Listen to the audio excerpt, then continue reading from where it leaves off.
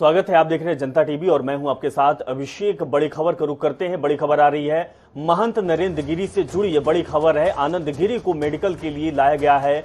बता दें कि बेली अस्पताल में होगा आनंद गिरी का मेडिकल।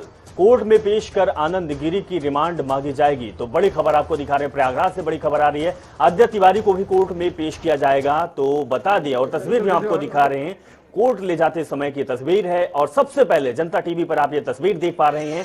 कोर्ट ले जाते समय की तस्वीर है। आनंद गिरी को अब पूछताछ होगा, उनका मेडिकल होगा और साथ में 3 और जो लोग हैं उनको भी मेडिकल के लिए पुलिस ले जा रही है।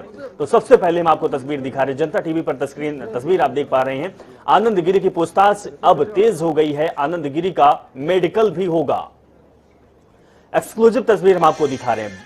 बड़ी खबर प्रयागराज से, आनंद गिरी का मेडिकल होगा। पूछताछ अब तेज हो गई है। तो हम आपको तस्वीर दिखा रहे हैं, प्रयागराज की तस्वीर है और मेडिकल ले जाते समय की यह तस्वीर है।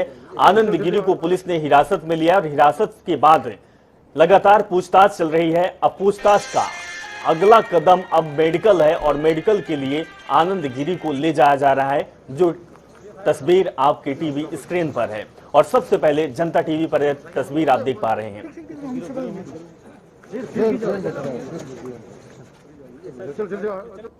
तो प्रयागराज से आपको बड़ी खबर हम आपको दिखा रहे हैं। नरेंद्र गिरी के मौत और सुसाइड नोट में जो बड़ा नाम और सबसे पहले आनंद गिरी पर गाज गिरी है। पुलिस गिरफ्त में ले चुकी है और पूछताछ कर रही है। पूछताछ के बाद मेडिकल के लिए ले जाया गया था। वो तस्वीर हम आपको दिखा रहे हैं।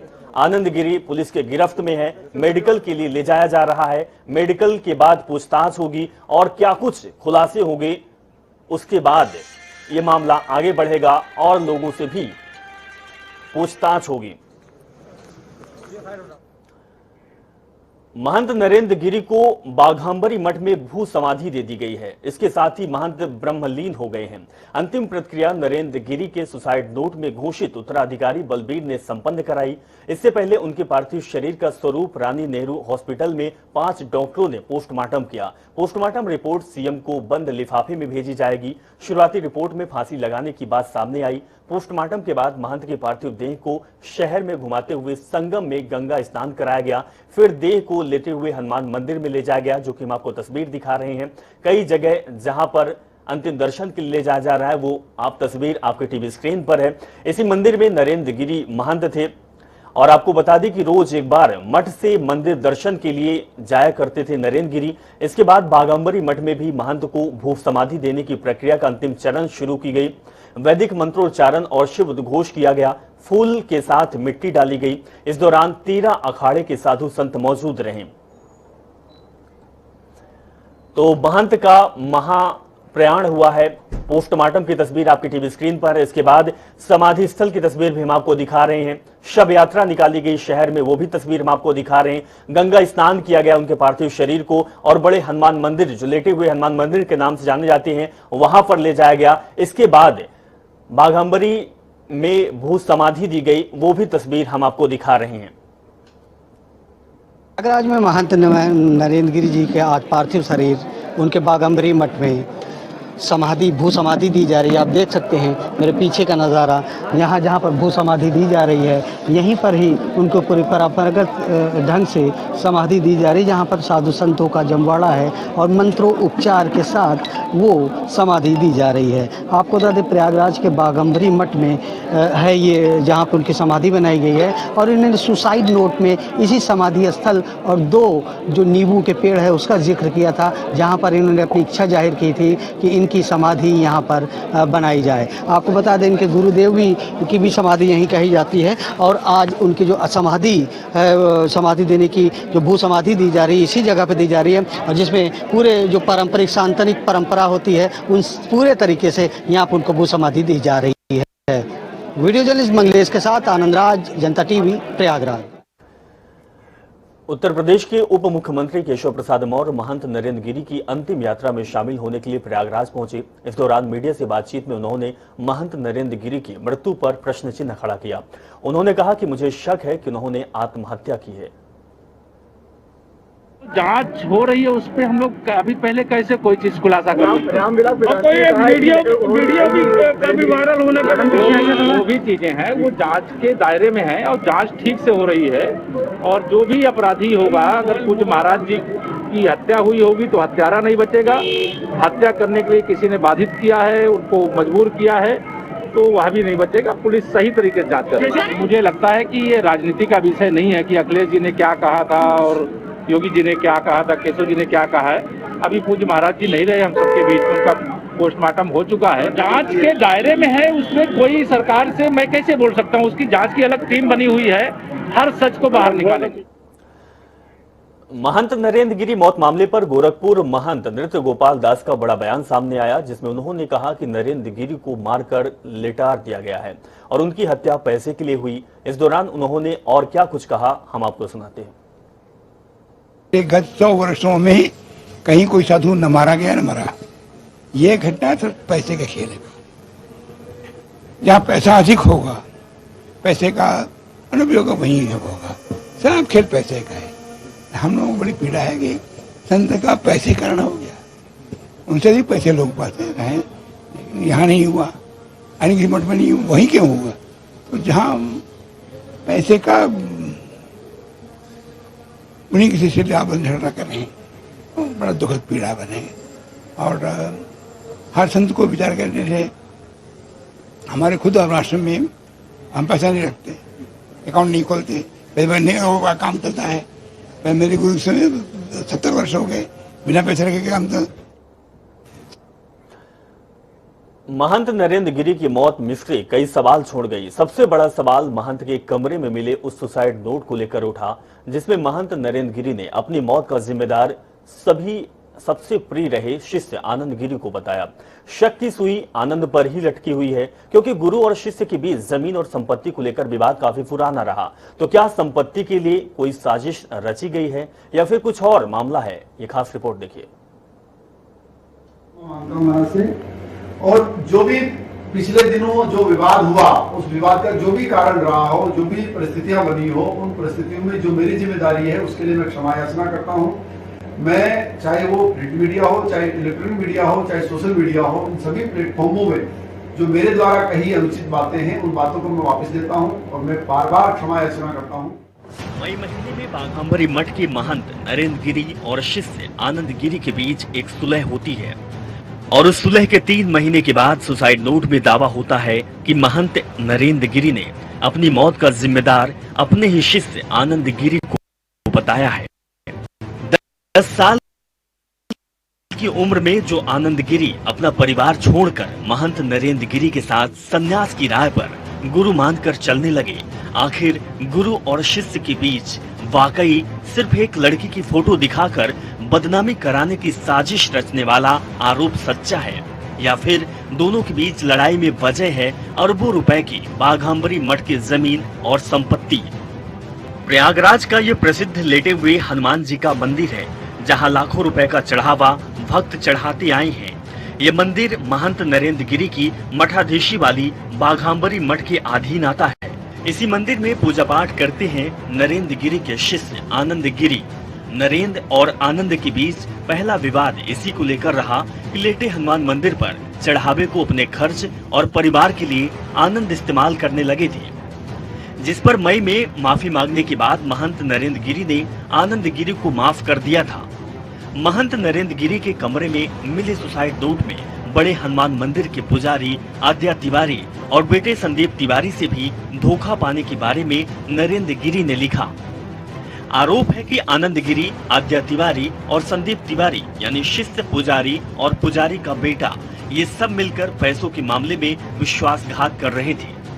क्योंकि अगर संपत्ति की बात करें तो नरेंद्र गिरी जिन मठ और अखाड़ों को संभाल रहे थे, उनकी कुल संपत्ति 1000 करोड़ रुपए से ऊपर मानी जाती है, जिसमें प्रयागराज में बाघांबरी मठ की 6 बीघा जमीन, प्रयागराज के मांडा में 100 बीघा जमीन है। इसके अलावा मिर्जापुर के महुआरी में 400 बीघा से ज्यादा जमीन बाघांबरी मठ के नाम है। तो क्या इसी जमीन को लेकर पूरा विवाद चल रहा था? क्या इसी संपत्ति को लेकर आनंद गिरी और महंत नरेंद्र गिरी के बीच घमासान चल रहा था? सवाल बहुत सारे हैं क्योंकि महंत नरेंद्र गिरी के सुसाइड नोट में आनंद गिरी को मौत का जिम्मेदार बताया गया है और आनंद गिरी लगातार उस सुसाइड नोट को ही झूठा बता रहे हैं। सुसाइड नोट में मठ की पूरी वसीयत का जिक्र है। महंत नरेंद्र गिरी ने सुसाइड नोट में अपना उत्तराधिकारी बलबीर गिरी को बनाए जाने की बात कही है। साथ ही सभी अखाड़े के पदाधिकारियों से उनको सहयोग करने के लिए भी कहा है। बलबीर गिरी इस समय निरंजनी अखाड़े के उप महंत हैं और हरिद्वार के बिल्केश्वर महादेव मंदिर की व्यवस्था का संचालन करते हैं। महंत नरेंद्र गिरी की आनंद गिरी से हुए विवाद के बाद जो वसीयत 10 साल पहले आनंद गिरी के नाम की थी, उसको उन्होंने रद्द कर बलबीर गिरी के नाम पर कर दिया था।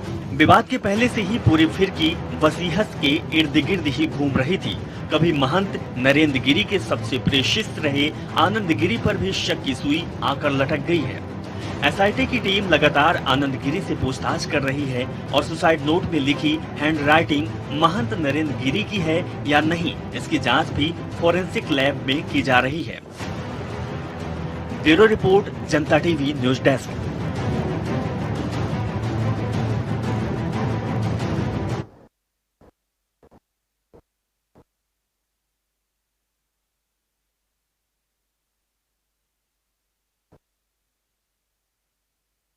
हम यहाँ आए हुए हैं। सरकार ने विकास के मामले में भेदभाव किसी के साथ नहीं किया। इस दौरान सीएम योगी ने विपक्ष पर भी निशाना साधा। सीएम ने कहा कि हमने विकास योजनाओं की सौगात दी। यहाँ सीएम ने जनता को संबोधित करते हुए कहा कि आज विकास की ढेर सारी योजनाओं को लेकर हम यहाँ आए हुए हैं। सरकार ने विकास के मामले में भेदभाव किसी के साथ नहीं किया। इस दौरान सीएम योगी ने विपक्ष पर भी निशाना साधा। सीएम ने कहा कि हमने दवाइयों को पहले दिन ही कह दिया था कि दंगा करोगे। दंगाइयों को उन्होंने कहा था कि दंगा करोगे तो प्रॉपर्टी तो जब्त होगी, जुर्माना भरते भरते पूरा खानदान बिक जाएगा। सीएम योगी ने राम मंदिर पर आए फैसले के समय प्रदेश में शांति और सौहार्द को लेकर भी विपक्ष का जमकर निशाना साधा है। अलग-अलग कार्यों के लिए अलग-अलग 500 वर्षों से अयोध्या में श्री राम जन्मभूमि पर भव्य मंदिर के निर्माण का मार्ग प्रशस्त हो। पिछली सरकारें लटकाने का काम करती थी, भटकाने का काम करती थी, लड़ाने का काम करती थी। लोग बड़े बड़े बातें कर रहे थे। अयोध्या में राम मंदिर का फैसला आ जाएगा तो खून खराबा हो जाएगा। हमने कभी कुछ नहीं होने वाला जी। फैसला आएगा, अयोध्या में भगवान राम का भव्य मंदिर का निर्माण होगा। और मुझे बताते हुए प्रसन्नता है भाइयों बहनों, अयोध्या में भगवान राम का भव्य मंदिर, दुनिया का सबसे भव्य मंदिर और सबसे विशाल मंदिर का निर्माण अयोध्या में रामलला की जन्मस्थली पर हो रहा है। कौन ऐसा भारतीय है जो अयोध्या में रामलला के भव्य मंदिर से प्रफुल्लित न हुआ हो? वह भारत का हो, भारत के बाहर का हो। बीजेपी के चुनाव प्रभारी और केंद्रीय शिक्षा मंत्री धर्मेंद्र प्रधान और प्रदेश प्रभारी राधा मोहन सिंह आगामी विधानसभा चुनाव के लिए पार्टी की तैयारियों को लेकर आज से 24 सितंबर तक मंथन करेंगे। इसके लिए चुनाव प्रभारी धर्मेंद्र प्रधान आज लखनऊ पहुंचे। प्रदेश बीजेपी ने प्रधान के नेतृत्व में चुनाव प्रभारियों की टीम के पहली बार लखनऊ आगमन पर सभी 6 क्षेत्रों से लेकर प्रदेश स्तर तक की चुनावी तैयारियों का खाका तैयार कर लिया। आपको बता दें कि बीजेपी ने विधानसभा चुनाव के लिए प्रधान को चुनाव प्रभारी केंद्रीय मंत्री अनुराग ठाकुर, अर्जुनम राम मेघवाल, शोभा कंदरलाजे, अन्नपूर्णा देवी, राज्यसभा सदस्य सरोज पांडे और विवेक ठाकुर और हरियाणा के पूर्व मंत्री कैप्टन अभिमन्यु को सह प्रभारी नियुक्त किया गया है।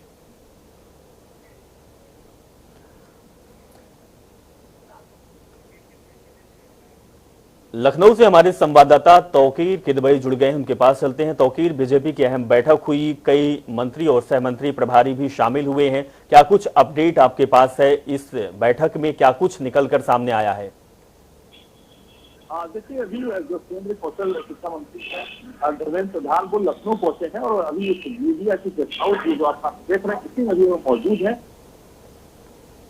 मौजूद हैं। अभी वो अपने कार्यकर्ताओं के साथ, खासकर जो विधायक हैं, जो सांसद हैं, वो उनसे मिलने आ रहे हैं। तो लगातार ये दौर चल रहा है यहाँ पर मुलाकातों का। और अभी बता दे रहे कुछ देर बाद ये भारतीय जनता पार्टी के कार्यालय भी पहुंचेंगे, प्रदेश कार्यालय, वहां पर भी बैठक होगी। और आज ही माना जा रहा है कि CM Yogi Adityanath, deputy CM Keshav Prasad Maurya और दिनेश शर्मा के साथ भी इनकी बैठक होगी। इसके अलावा जो बैठकों का दौर है वो लगातार 3 दिन तक जारी रहेगा, जिसमें एक 23 सितंबर को ये गोरखपुर भी जाएंगे, वहां पर भी एक बैठक आयोजित है। तो फिलहाल 24 सितंबर को फिर जो 403 विधानसभा है उनके सभी जो प्रभारी बनाए गए हैं जिलों के, उनके साथ भी एक बैठक करेंगे और आने वाले 2022 के चुनाव की रणनीति को लेकर यहाँ पे पूरा एक मंथन होगा कि किस तरह से 2022 के चुनाव में भारतीय जनता पार्टी जाएगी और कार्यकर्ताओं को जोश भरने का भी काम होगा। तो अगर बात की जाए तो भारतीय जनता पार्टी और सीएम योगी आदित्यनाथ पहले ही कह चुके हैं कि जो प्रदेश की योजनाएं हैं जो धरातल पर चल रही है, चाहे वो राज्य सरकार की हो या फिर केंद्र सरकार की हो, उन योजनाओं को लोगों तक पहुंचाना ही काम होगा। क्या पार्टी यही लक्ष्य लेकर चलेगी कि जो बूथ लेवल के लोग हैं उनको मजबूत करना पहले ही प्राथमिकता होगी? देखिए 2017 के चुनाव देखें या 2019 के जो चुनाव देखे गए हैं उसमें लगातार ये देखा गया है कि जो भारतीय जनता पार्टी है वो रूट लेवल पे काम करती है, वो ग्रास रूट लेवल पे अपने कार्यकर्ताओं को तैयार करती है और खासकर उनका बूथ की मजबूती पर ज्यादा जोर होता है। तो अभी जो चुनाव प्रभारी बनाकर आए हैं यहाँ पर धर्मेंद्र प्रधान जी, उनका भी जो लक्ष्य है वो यही है कि जो कार्यकर्ता है उनको इस तरह से मोटिवेट किया जाए कि वो अपनी उसी रणनीति के तहत काम करते रहे और 2022 के चुनाव में कहीं न कहीं बीजेपी की रणनीति बन रही है और बूथ लेवल पर इसको धरातल पर उतारा जाएगा। बहुत बहुत शुक्रिया। बीजेपी के नए प्रदेश अध्यक्ष की नियुक्ति को लेकर वायरल हुए फर्जी पत्र पर सियासत भी अब तेज हो गई। जहां एक तरफ बीजेपी का कहना है कि ये शरारत और साजिश हो सकती है, इसमें विपक्ष भी शामिल हो सकता है, तो वहीं कांग्रेस ने पलटवार करते हुए कहा कि अगर विपक्ष की साजिश है तो सरकार कार्रवाई करे। नेता प्रतिपक्ष प्रीतम सिंह का कहना है कि पूर्व में भी बीजेपी प्रदेश कार्यालय में चोरी हुई थी, उसका भी खुलासा कर दे और कह दे कि ये चोरी भी विपक्ष ने करवाई। प्रीतम सिंह का कहना है कि सत्ता में आप बैठे हैं, आपसे काम हो नहीं पा रहा है और आप केवल विपक्ष पर गेंद फेंक रहे हैं। क्या कुछ कहना है हम आपको सुनाते हैं। जो आजकल व्हाट्सएप वगैरह है उस पर इस पत्र को देखा और मैं भी समझ रहा था कि शायद संभवतः भारतीय जनता पार्टी ने परिवर्तन किया, लेकिन बाद में पता चला कि ये जो पत्र है ये फर्जी पत्र है। भाई अगर हम सम्मिलित हैं, सरकार किसकी है? कांग्रेस की सरकार तो है नहीं, सरकार तो बीजेपी की है। जांच कराए और अगर हम संलिप्त हैं तो कार्रवाई क्यों नहीं करते? कि बार बार सत्ता पक्ष के लोग ये कहते हैं साहब विपक्ष इसमें सम्मिलित है, सरकार तुम्हारी है, तुम कुछ कर नहीं पा रहे हो और गेंद हमारे पाले में सरकाने का काम करते हो, इससे बात बनने वाली नहीं। और मैं तो कहता हूं कि भाजपा के कार्यालय में पूर्व में भी चोरी हुई, उसका भी खुलासा नहीं हो पाया है, उसका भी खुलासा होना चाहिए। सत्ता में बैठे हुए लोग हैं, अब कह देंगे साहब वो चोरी भी विपक्ष ने की है, तो करो ना। सरकार में तुम हो, हम थोड़ी है सरकार में, हम थोड़ी कार्रवाई करें, कार्रवाई करे बीजेपी। अजीत काम्बोज हमारे संवाददाता देहरादून से जुड़े हुए हैं, उनके पास चलते हैं। अजीत, बहुत बड़ा मामला है, एक तो प्रदेश अध्यक्ष का और पार्टी के नेतृत्व का एक प्रमाण पत्र वायरल हो जाता है और विपक्ष पर आरोप लगाया जाता है, लेकिन विपक्ष भी कम नहीं है। विपक्ष ने खुला चैलेंज कर दिया कि आपके पास मंत्रालय है, आपके पास देहरादून भी है, आपके पास दिल्ली भी है, तो आप जांच क्यों नहीं करवा लेते? बिल्कुल, जिस तरह से उत्तराखंड की सियासत में ये आम बात हो गई है कि किसी भी अन्य दल की फोटो या वीडियोस वायरल किए जाते हैं छेड़छाड़ के साथ और उसके बाद फिर राजनीति भी उस पर गर्म होती है। तो इसी तरह का कुछ मामला बीते रोज सामने आया जब भाजपा के प्रदेश अध्यक्ष मदन कौशिक को हटाकर धर्मपुर से विधायक है विनोद चमोली को अध्यक्ष बनाने का एक पत्र वायरल किया गया और देर शाम होते होते इस पर बयानबाजी भी शुरू हो गई। और जब इस बात की पुष्टि हुई कि ये पूरी तरह से फेक है, इससे छेड़छाड़ करके वायरल किया गया है पत्र को, तो इसके बाद जब स्पष्टीकरण भाजपा की तरफ से जारी किया गया कि किसी ने इस पर शरारत की है और शरारती तत्वों की तरफ से पत्र वायरल किया गया है। हालांकि इसमें खुद धर्मपुर के भाजपा विधायक विनोद चमोली ने भी सफाई दी थी। उन्होंने साफ कहा था कि किसी भी तरह की नई जिम्मेदारी उनको सौंपी नहीं गई है। तो इसके बाद अब विपक्ष भी फुल तरीके से एक लड़ाई के मूड में आ चुका है। नेता प्रतिपक्ष प्रीतम सिंह ने साफ कहा है भाजपा की सरकार है, भाजपा का मंत्रालय है, दिल्ली से देहरादून तक सब लोग उन्हीं के हैं, तो वो क्यों नहीं पूरे मामले की जांच बैठा देते या सीधे तौर पर किसी बड़ी संस्था से जांच कराते हैं। तो इसको लेकर पक्ष विपक्ष की तरफ से तमाम तरह की जो राजनीतिक बातें हैं वो चल रही है, तमाम तरह के आरोप प्रत्यारोप लग रहे हैं। तो साफ है कि अभी ये पूरी तरह से राजनीतिक मुद्दा एक बन चुका है कि एक पत्र वायरल होता है भाजपा का और उस पर विपक्ष को निशाने पर लिया जाता है। बिल्कुल अजीत, हमारे साथ आप बने रहिए, दोबारा आपके पास वापस लौटते हैं। दरअसल भाजपा विधायक विनोद चमोली ने खुद भाजपा प्रदेश अध्यक्ष बनाए जाने के वायरल पत्र को गंभीर मामला बताया। चमोली का साफ कहना है कि एसपीएम के खिलाफ ही नहीं बल्कि राष्ट्रीय भाजपा नेतृत्व के खिलाफ एक साजिश करार है। विनोद चमोली ने कहा है कि वायरल पत्र में राष्ट्रीय महासचिव और प्रदेश अध्यक्ष का जिक्र है, जो कि बड़ा चिंता का विषय है। पूरे मामले में मैंने स्वयं मुकदमा दर्ज करवाने की मांग की है। इसकी तह तक जब जाएंगे तभी स्पष्ट हो पाएगा, क्योंकि ऐसे ही आरोप लगा देने से कोई लाभ नहीं है कि मैं कहूँ कि विपक्ष ने किया है, तो अनावश्यक रूप से मैं उनको इसमें नहीं घसीट सकता जब तक इसकी तह तक नहीं जाया जाता है। लेकिन इसकी तह तक जाना चाहिए, क्योंकि इसमें ये पत्र जो है राष्ट्रीय महामंत्री के नाम से चला हुआ पत्र है। इसमें माननीय राष्ट्रीय अध्यक्ष जी का नाम भी उसमें लिखा हुआ है। तो ये छोटा मोटा अपराध नहीं है, ये बड़ा अपराध है। जिसने भी ये किया है, ये बड़ा अपराध किया है। बिल्कुल, जिस तरीके के अजीत अभी चमोली की बात हमने सुनाई है, चमोली का भी यही कहना है कि हम सीधे तौर पर विपक्ष पर नहीं कह सकते हैं, हमें पहले खुद जांच पड़ताल करनी चाहिए। बिल्कुल, अगर विनोद चमोली की बात की जाए तो उनका जो रुख रहा है वो हमेशा से स्पष्ट बातें करने का रहा है और लगातार वो कई मुद्दों को अपने पार्टी फोरम पर भी उठाते रहे हैं। और अब जो ये नया पत्र वायरल हुआ है, इसमें सीधे तौर पर धर्मपुर से भाजपा विधायक विनोद चमोली को प्रदेश अध्यक्ष की जिम्मेदारी देने की बात आई है। तो इसको लेकर खुद विनोद चमोली सामने आए और उन्होंने स्पष्ट कहा है कि राष्ट्रीय अध्यक्ष और राष्ट्रीय महामंत्री का जिक्र करते हुए पत्र जारी किया गया है, जिसमें प्रदेश अध्यक्ष की कमान उनके हाथों में सौंपी गई है। पत्र पूरी तरह से फेक है, ऐसी किसी भी बात की पुष्टि राष्ट्रीय स्तर से नहीं हुई है और इसमें सीधे तौर पर विपक्ष को निशाने पर लेना कहीं से भी जायज नहीं होगा जब तक इस पूरे मामले की तह तक नहीं जाया जाता या जांच नहीं होती। ठीक है अजीत, अब ये जांच होगी और जांच के बाद ही पता चलेगा कि आखिर मामला क्या है। बहुत बहुत शुक्रिया अजीत हमारे साथ जुड़ने के लिए। भारतीय किसान यूनियन के मुखिया राकेश टिकैत बिजनौर पहुंचे हैं और वहां गांव रसोदपुर गढ़ी में कार्यकर्ताओं ने राकेश टिकैत का फूलमालाओं से जोरदार स्वागत किया। इसके बाद राकेश टिकैत हरिद्वार के रुड़की के लक्सर पहुंचे, जहां जनसभा में शामिल हुए और जनसभा में संबोधन में भाजपा सरकार पर और 3 कानून पर जमकर प्रहार किया है। ये सरकार अगर बीजेपी की भी सरकार होती तो भी वो बातचीत करती। सरकार है मोदी सरकार और मोदी सरकार को बड़ी बड़ी कंपनियां चलाती है, फाइनेंस करती है। चलो जब जुड़ जाएंगे और 10 महीने और इंतजार कर ले, जुड़ जाएगा पूरा देश, जुड़ जाएगा, इनका पूरा इलाज हो जाएगा 10 महीने में। चलिए इस खबर के साथ फिलहाल इस बुलेटिन में बस इतना ही। आप देखते रहें जनता टीवी। नमस्कार।